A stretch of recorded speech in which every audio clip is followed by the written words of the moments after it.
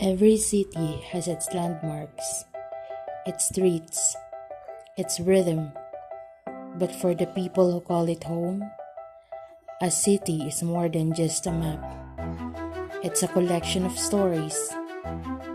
And sometimes, the most enduring stories are found right there, embedded in the very names of the places we live.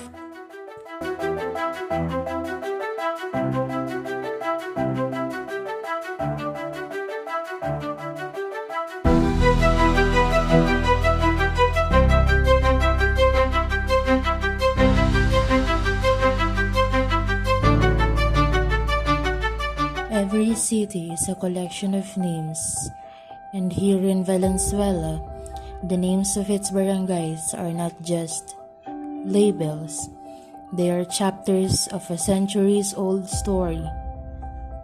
Our journey must begin at the historical heart of the city, Pulo.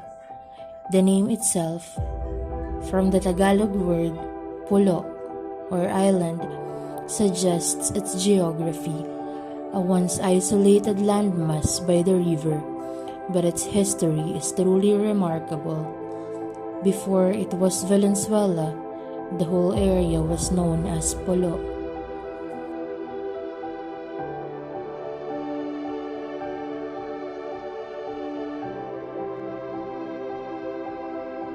I'm walking towards the north, and here is our Kong Bato.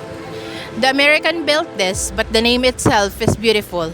It tells you exactly what it is: stone art.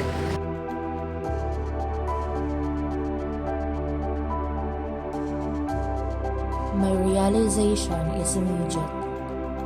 The first settlers didn't need poetic language, they needed a clear landmark. The name is their original, practical map.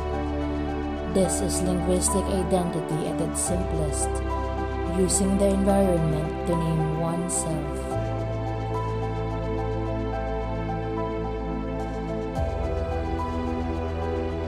Valenzuela was born by the water, and so many names reflect that damp, abundant landscape. We have Wawang Pulo, the river mouth of the island.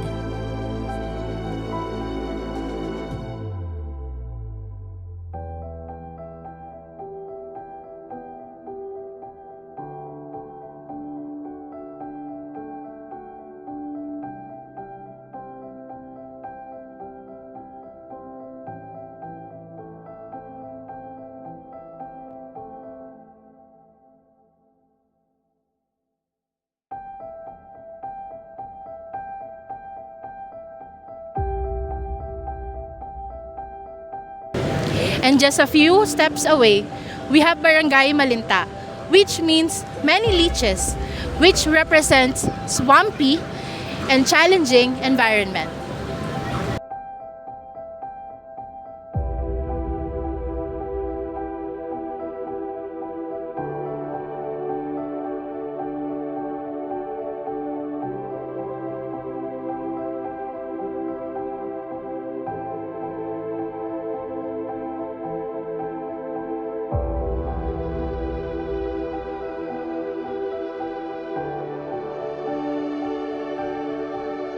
I'm now in the cluster of barangays like Coloong and Tagalag.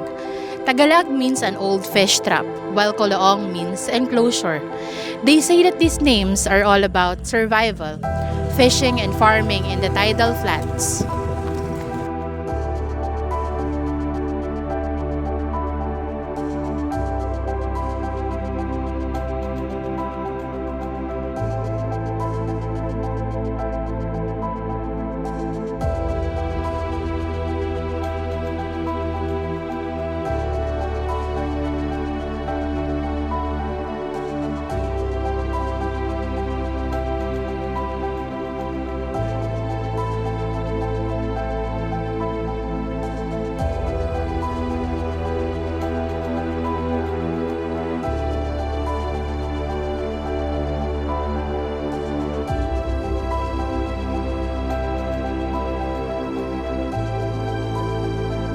It strikes me now. These names aren't relics of history.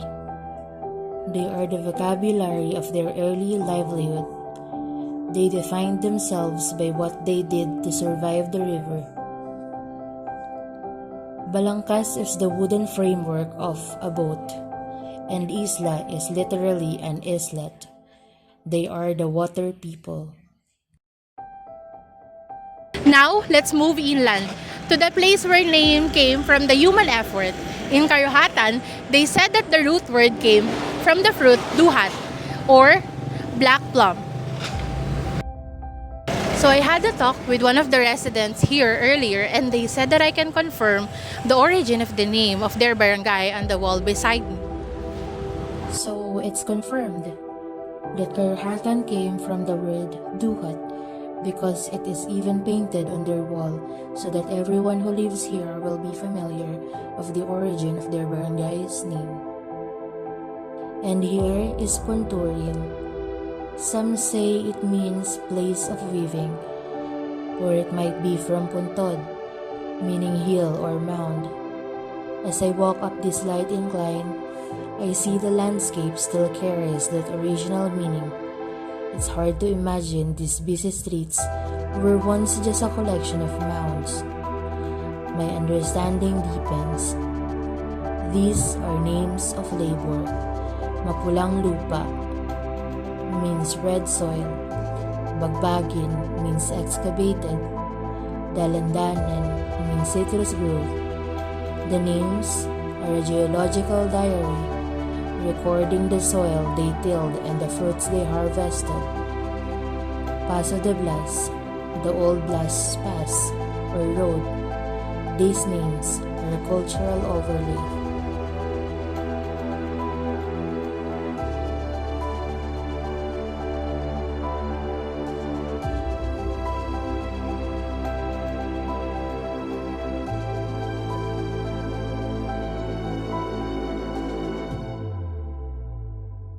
The Spanish left their mark and the language of money and governance entered the lexicon. This area, 20 reales, is the most obvious. 20 reales, the literal price of the land before.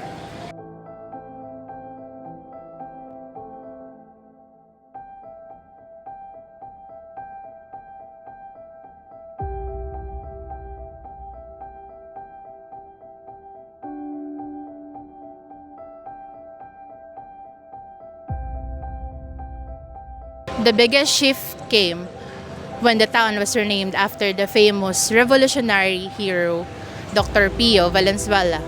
It is the highest form of cultural identity expressed through naming, not by what the land looks like, but by the legacy of its people.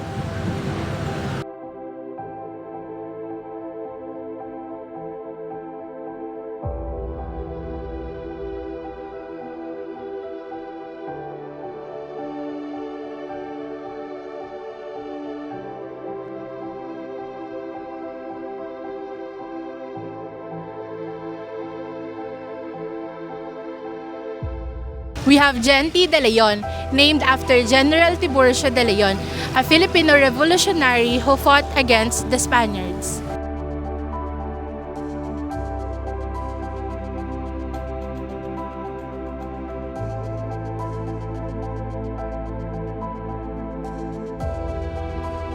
Genti de Leon contrast that with more functional names like Parada or the stopping place, and the more descriptive Ugong, the humming sound, perhaps of a creek or a nearby factory, and Marilas means slippery or muddy.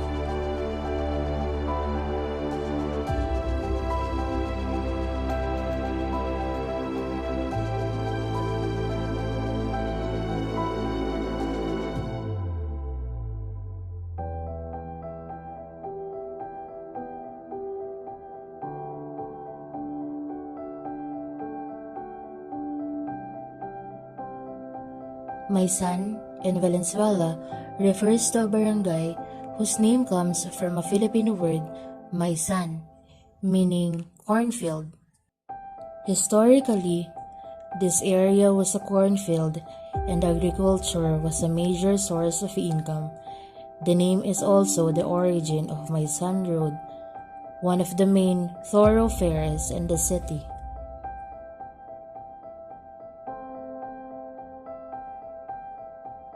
The name Bignay likely originates from the Bignay tree or Antidesma boneus, which is abundant in the area back then, or the Tagalog word for the small fruit it produces.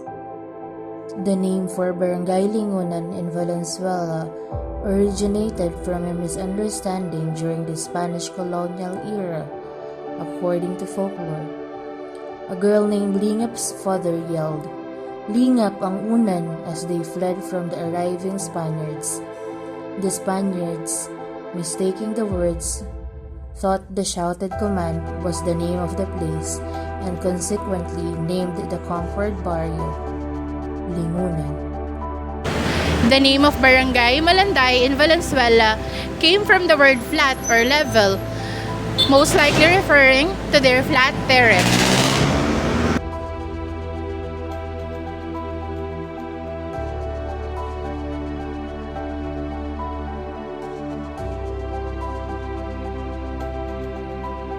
The barangay name Lawang Bato in Valenzuela comes from its original landscape, which was a rocky area. The name literally translates to Stone Lake, referring to the rocky ground where the barangay was established.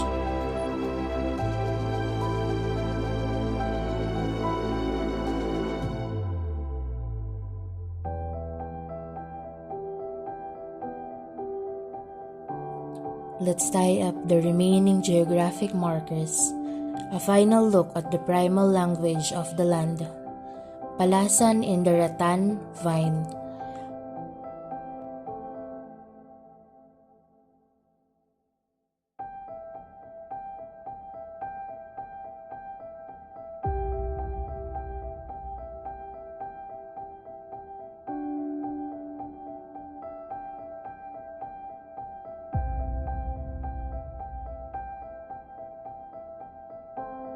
Mobolo is the fruit tree.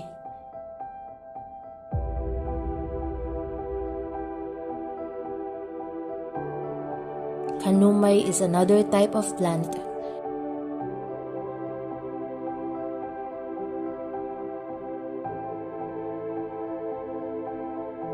Rincon means corner or nook, a small, tucked-away place.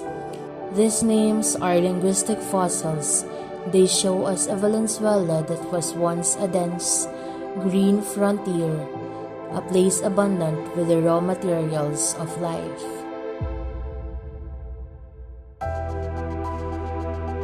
Even the modern-sounding name, like Fortune, named for a cigarette factory, is a historical marker.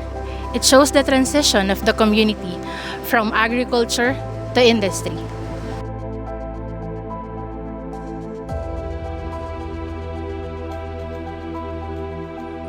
From Pulo of the first settlers to the revolutionary heart of Dr. Pio Valenzuela and the industrial hum of Ugong and Fortune, the names of these barangays are a perfect picture of the city's resilience.